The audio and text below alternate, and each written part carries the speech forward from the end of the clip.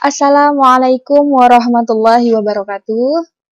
Alhamdulillah, sholatan wassalaman ala rasulillah. Perkenalkan, nama saya Desius Vika.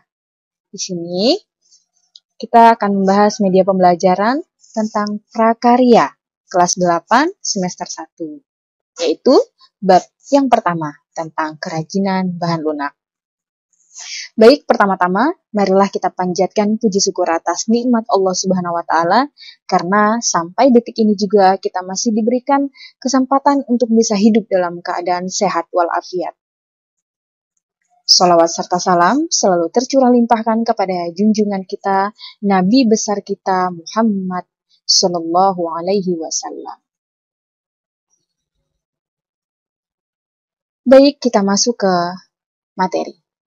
Namun, sebelum kita masuk ke materi, marilah kita berdoa terlebih dahulu. Bismillahirrahmanirrahim. Raditu billahi rabba, wa bil islami dina, wa bi Muhammadin nabiyya wa rasula. Rabbi zidni ilma, warzuqni fahma. Amin. Semoga doa kita diijabah oleh Allah Subhanahu wa Ta'ala. Amin. Apa yang akan kita bahas? Yang akan kita bahas ialah prinsip kerajinan bahan lunak. Tujuan pembelajaran kita ialah 1.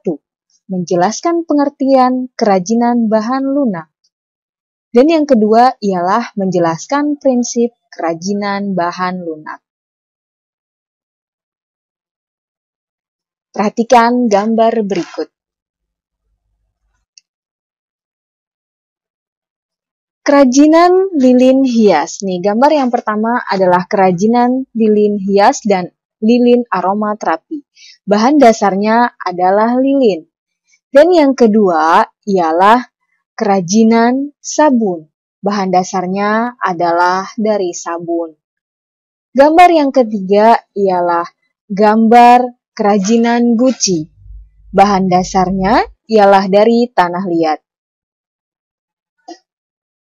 Lilin, sabun, dan tanah liat dapat dibuat sebuah kerajinan yang indah karena bahan-bahan tersebut memiliki sifat lunak sehingga mudah dibentuk. Kerajinan bahan lunak. Kerajinan bahan lunak merupakan produk kerajinan yang menggunakan bahan dasar yang bersifat lunak, yaitu lembut, lentur, empuk, dan mudah dibentuk. Contoh bahan lunak yaitu 1. Tanah liat, 2. Plastisin, 3. Sabun, 4. Lilin. Di sini Ibu hanya menyebutkan 4 contoh bahan lunak. Sebenarnya masih ada yang lainnya, ya. Jadi kita hanya 4 ini dulu ngambil contohnya. Prinsip kerajinan bahan lunak. Prinsip pembuatan kerajinan bahan lunak, alam dan buatan memiliki kecenderungan, yaitu sengaja dibuat orang secara khusus dan sengaja mempertimbangkan aspek pemanduannya. Pemanduan yang dimaksud adalah pengguna bahan lain dengan warna dan bentuk yang berbeda, tetapi padu dengan bahan dasarnya. Pemaduan juga dapat dilakukan dengan bahan serupa, tetapi dibuat dengan karakteristik yang berbeda.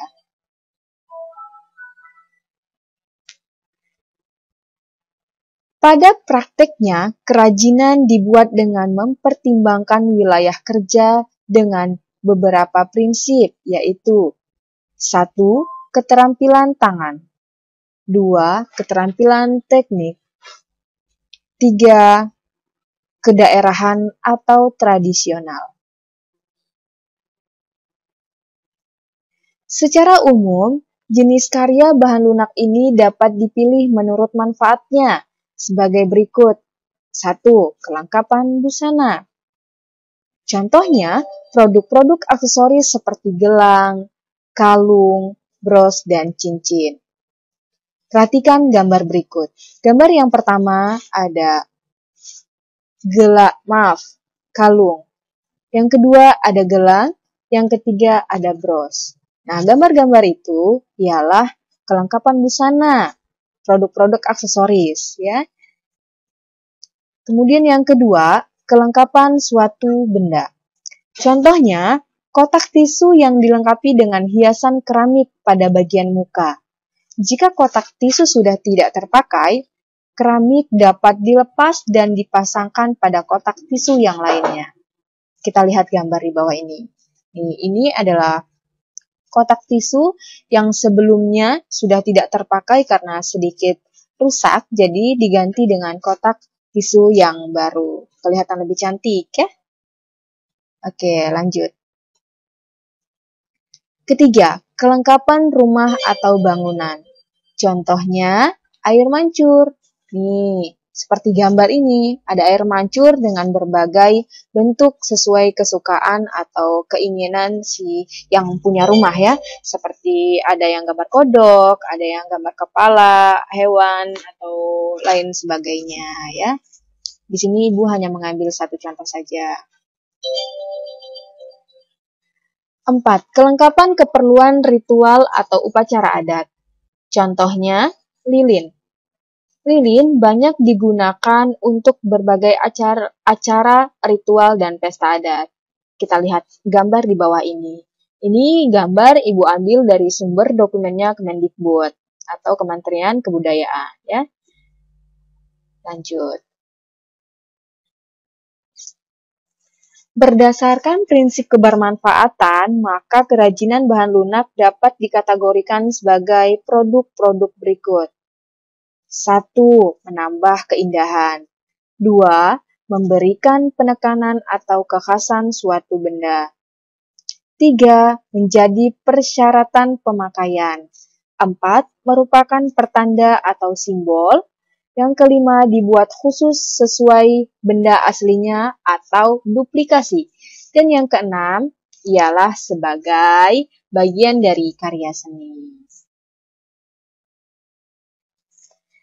Selesai, alhamdulillah, untuk materi prakarya hari ini, ya, bab 1 tentang kerajinan bahan lunak sudah selesai. Semoga bermanfaat. Mohon maaf apabila ada kesalahan.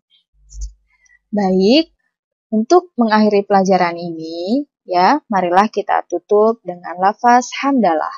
Alhamdulillahirabbil alamin. Ibu akhiri, Assalamualaikum warahmatullahi wabarakatuh.